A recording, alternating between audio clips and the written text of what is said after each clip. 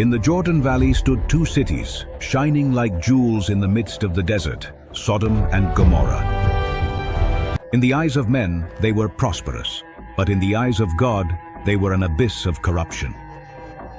Fight for your lives! Where are the men who came to you tonight?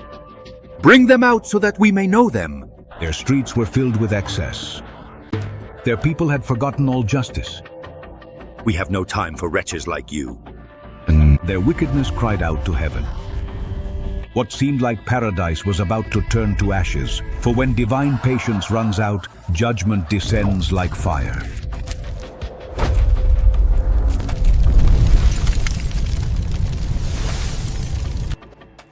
In ancient days, when the descendants of Noah spread across the earth and caravans linked east and west, men found an incomparable valley, the plain of the Jordan.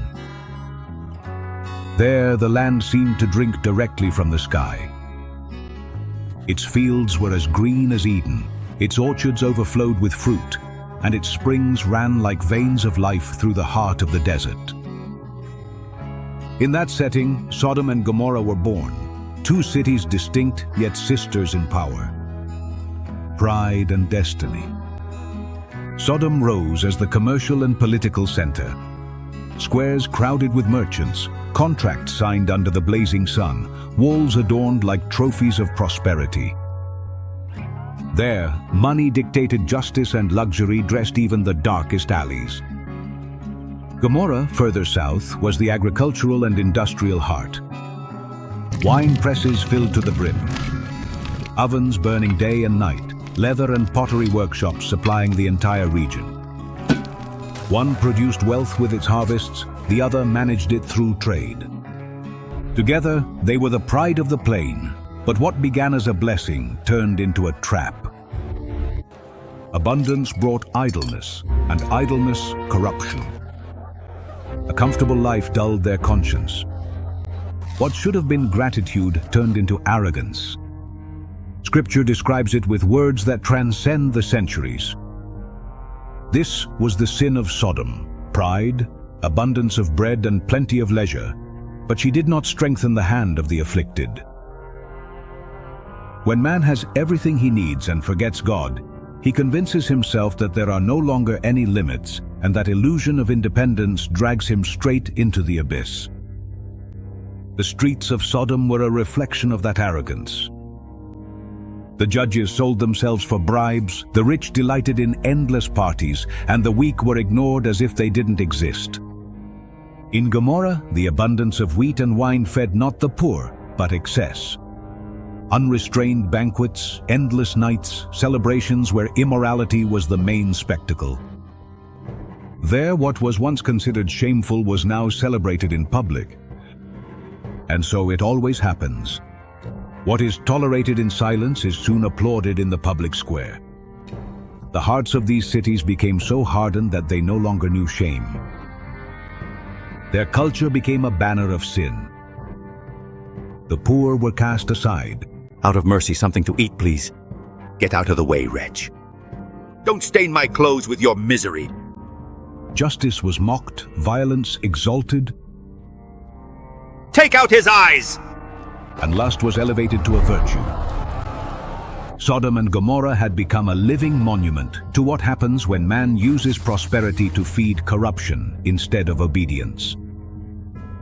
Aren't we living through something similar today? Societies full of technology, bread, and leisure, but increasingly empty of compassion. Abundance of everything except justice.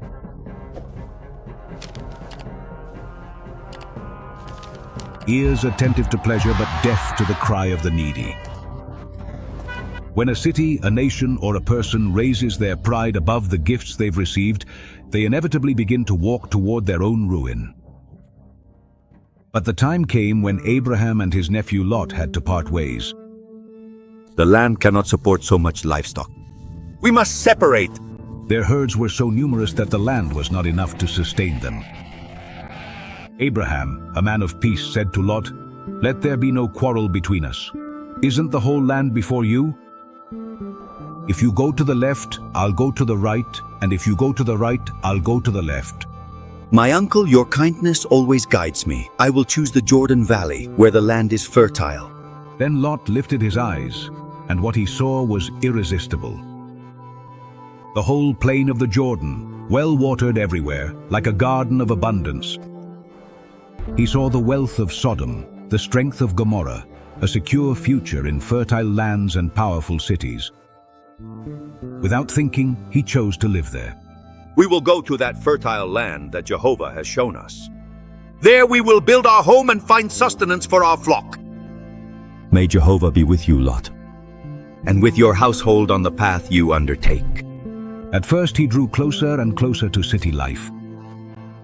First he pitched his tents nearby, then he entered its streets, and finally he would be seen sitting at the gate of Sodom as one of its rulers. That is the dangerous slope. What you first observe from afar, you soon embrace up close until it becomes part of your life. Lot had entered Sodom seeking security and prosperity, but what he found was a city where morality was bankrupt. At first he may have tried to keep his distance, preserving in his home the teachings he had learned from Abraham. Please let me through.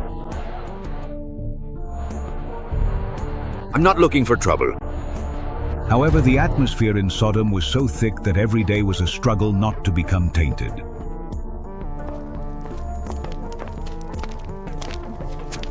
I like you a lot. His daughters grew up hearing in the streets things they never should have heard. Pleasure is our God, and today we truly worship it. Seeing what they never should have seen, his sons-in-law wholeheartedly adopted the culture of the city. Let's toast to this night and to all the nights to come in Sodom. To Sodom, where every night is a celebration. What began as a strategic decision ended up being a spiritual trap. The corruption of Sodom and Gomorrah was no secret. Their plazas were scenes of excess. Idleness filled the days, and the nights were devoted to debauchery. Fight for your life. Violence had become normalized. Strangers were treated with contempt. If you plan to stay, you'll have to submit to our rules or you'll suffer the consequences. And The needy people, such as with indifference. we have no time for wretches like you. The words of the prophet Ezekiel precisely describe what was happening there. Pride, abundance of bread, and abundance of idleness. They did not strengthen the hand of the afflicted. Having too much had made them insensitive. When a man feeds only on pleasures, his heart loses the ability to feel compassion. Lot, although righteous compared to them, gradually began to integrate himself. We see him sitting at the gate of Sodom, a place reserved for judges and leaders who settled public matters. That showed he was already part of the system. Many times we believe we can live close to sin without being affected. But sooner or later, the influence of the city begins to leave its mark on the soul. What you tolerate in silence today, you will accept as normal tomorrow. In Gomorrah, corruption had a face more closely tied to the excess of agricultural abundance. It was a people proud of their harvests and their production, but that wealth was not used to relieve the hungry, but rather to sustain parties and pleasures. The grain that could have fed the poor ended up at feasts of debauchery. The wine that could have refreshed the weary was the drink of endless banquets. The land bore fruit, but the fruit became poison for its own inhabitants. Sodom and Gomorrah took pride in their prosperity, but instead of acknowledging God, they turned their abundance into a path of corruption. And that is the reality of every human heart. What is received as a blessing, if not returned in gratitude, ends up becoming a cause of ruin. Lot lived in the midst of that invisible fire, trying to keep his faith in an environment where faith was ridiculed. His presence was like a dying spark in a city blindly walking toward judgment. And although his heart did not approve of the customs of Sodom, his decision to live there showed how easy it is for a righteous man to lose ground when he gets too close to what God abhors. The prosperity of Sodom and Gomorrah made them seem invincible, But their arrogance would soon be broken. In the days of Abraham, a conflict broke out that shook the entire region. 4 powerful kings from the east rose up against 5 kings from the west, among them the kings of Sodom and Gomorrah. The battle was fought in the valley of Siddim, a place full of tar pits, a treacherous terrain that would become a graveyard. For many, the kings of Sodom and Gomorrah marched forward, confident in their strength, believing that their wealth and numbers would be enough to win. But pride always weakens strategy. The Eastern army defeated them with ease, and in the confusion of the retreat, many soldiers fell into the tar pits. The roar of defeat was so great that it was heard throughout the plain. The cities of pleasure, Sodom and Gomorrah, have been humiliated. The victors looted everything they found: riches, livestock, provisions. They took the inhabitants captive, and among them was Lot, Abraham's nephew, along with his family and possessions. The one who had sought prosperity in the midst of that plain was now taken prisoner as spoils of war. The news reached Abraham. Lord Abraham, your nephew Lot has been taken captive along with his family. He was neither a king nor a general, but a man of faith. But when he learned of his nephew's fate, he gathered 318 trained servants, men born in his household, and set out in pursuit. At night, with cunning and courage, he divided his forces and launched a surprise attack on the enemy armies. The power of God was with him, and the eastern kings fled. Run for your lives! They're catching up to us! Abraham recovered all the goods, freed the captives, and rescued Lot and his family. When Abraham returned victorious, the king of Sodom came out to meet him. But even in defeat, his arrogance remained intact. Give me the people, and take the goods for yourself right now! Abraham with dignity replied, I have raised my hand to the Lord, God Most High, creator of heaven and earth, that I will not take a thread or a sandal strap of anything that is yours, so that you cannot say, I made Abraham rich. What a profound contrast. The king of Sodom, who represented pride and corruption, versus Abraham, who represented faith and dependence on God. One trusted in his wealth. The other trusted in the Most High. God, in his mercy, had given Sodom and Gomorrah a chance to reflect. Their defeat and humiliation were a clear warning. Their walls were not invincible. Their armies were not eternal. Their wealth could not save them. But instead of repenting, they continued in their sins. Abundance blinded them once again, and the voice of warning was lost amid their feasts. The same thing happens today. Many times the crises that strike us are warnings from God so that we wake up, so that we understand our security does not lie in what we possess. But the proud heart, instead of humbling itself, only grows harder. And so instead of returning to God, it walks straight toward judgment. Lot, although he had been rescued by Abraham's hand, returned to Sodom. He didn't learn the lesson from that blow. The comfort and allure of the city bound him, and he returned to live in the very place that had almost destroyed him. Such is the danger for hearts that choose what is visible over what is eternal. They prefer the fleeting brilliance, even knowing that behind it lie shadows of death. The sun was setting in Mamre when Abraham, sitting at the entrance of his tent, looked up and saw 3 men approaching. They were not ordinary travelers. There was a silent majesty about them, a radiance that did not belong to this earth. Abraham, hospitable and humble, ran to greet them, bowed to the ground, and begged them to come in. He ordered bread, butter, milk, and a tender calf to be prepared. Welcome to my humble abode. Please eat. And he served his guests under the shade of a tree. Surely I will return to you. And behold, Sarah, your wife, will have a son. after I have grown old, will I have this pleasure, my Lord, also being old? But the divine voice pierced the tent. Why did Sarah laugh? Is anything too difficult for God? It was a lesson for her, but also an eternal reminder. God's power has no limits, even when human hope withers. After confirming the promise, the men rose and looked toward the plain, where Sodom and Gomorrah gleamed under the evening light. There, among gardens and walls, corruption hid behind parties and markets. And the Lord said, "Shall I hide from Abraham what I am about to do?" The outcry against Sodom and Gomorrah is great, and their sin is very grave. I will go down now to see if they have done altogether according to the outcry that has reached me. If not, I will know. When Abraham understood, a weight fell upon his spirit. His nephew Lot was there, in the midst of those cities. But more than Lot, there was a deep pain, the fate of thousands of people. With fear and reverence, he drew near to speak with God. Will you destroy the righteous along with the wicked? Perhaps there are 50 righteous within the city.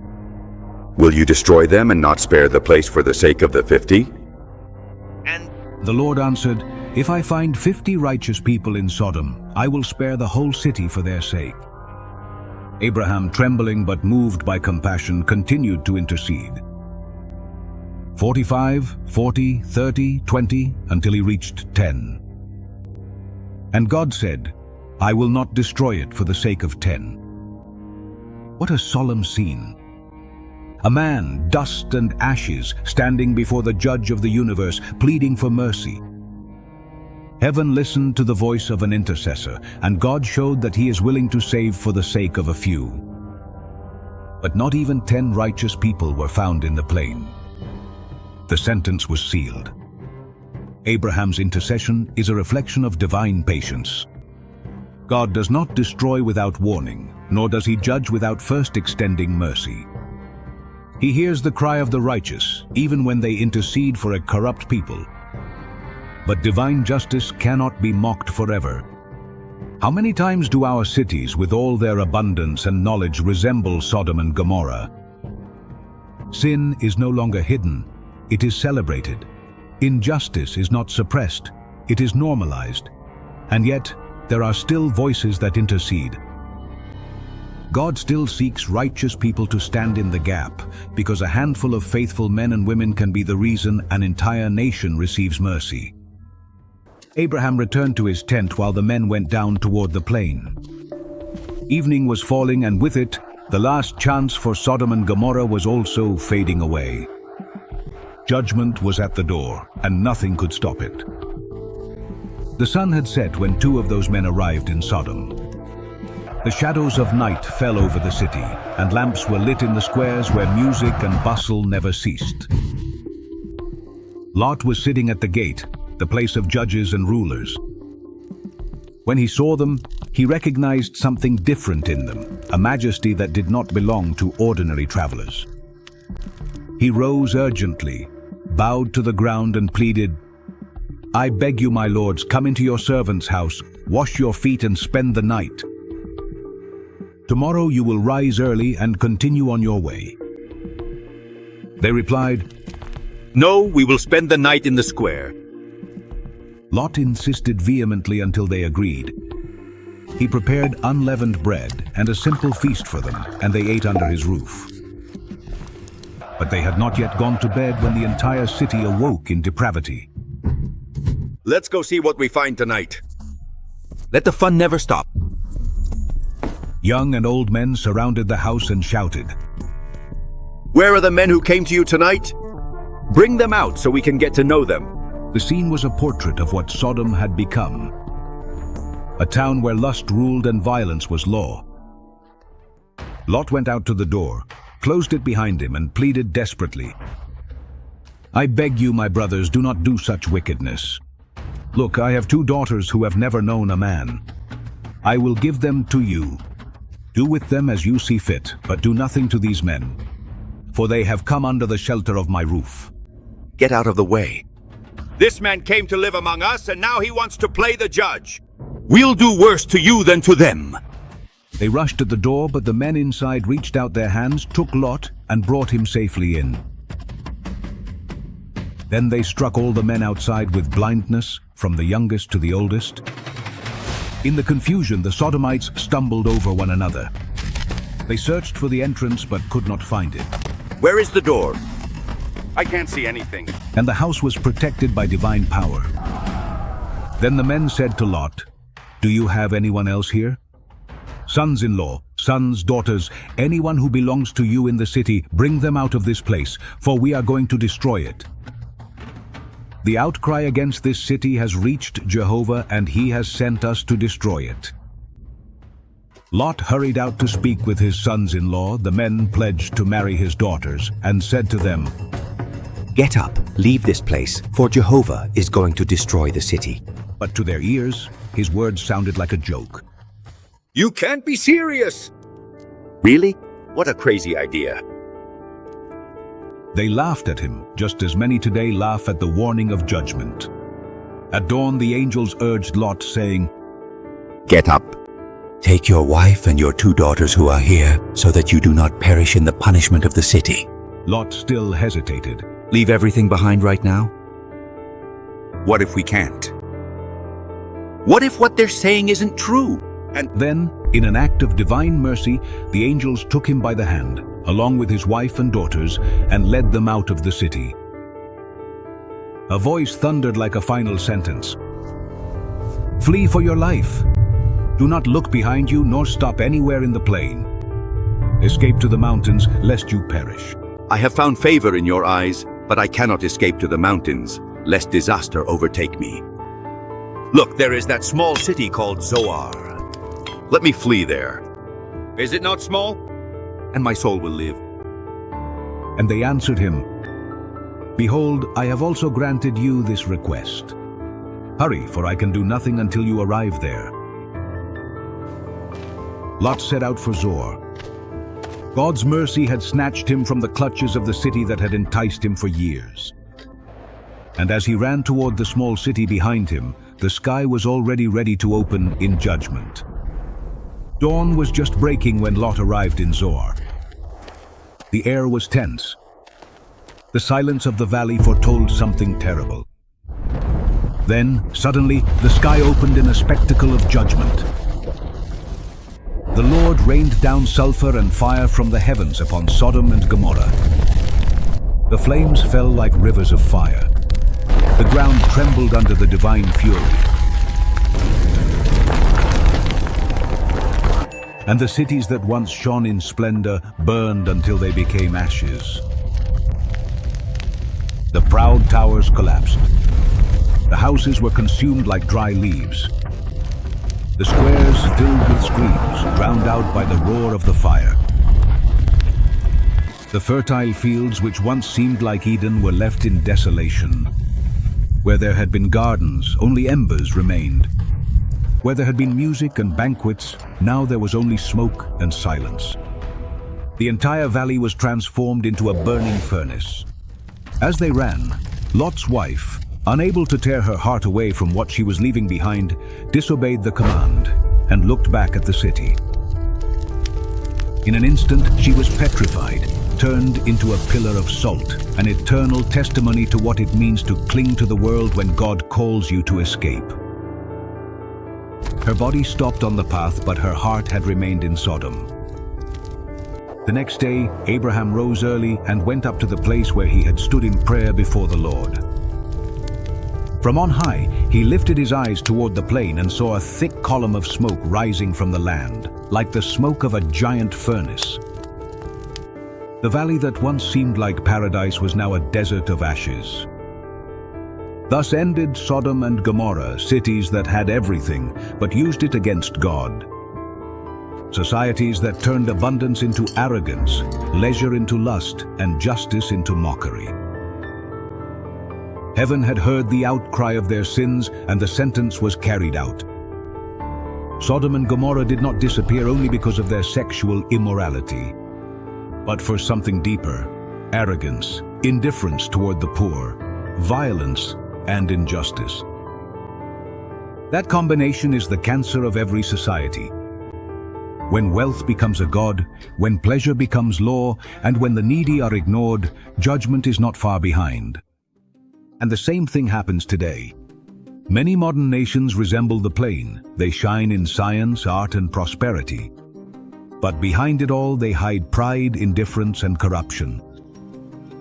Lot's wife is a personal warning. She left the city, but the city never left her heart. In the same way, there are those today who abandon sin with their lips, but secretly still love it. And when the decisive moment comes, their gaze gives them away. The judgment of Sodom is not just ancient history, it is a mirror for every generation. Abraham, from afar, watched the smoke rising. It was not just the smoke of ruins. It was the echo of an eternal lesson. God is patient, but He is also just. And when a society fills its measure of wickedness, its end comes suddenly. Today, this message has reached you. Tomorrow, it may reach someone who needs it. Subscribe so you don't miss what's coming next. Like this video if it touched your life, and share it so that together we can bring God's light to every corner of the earth.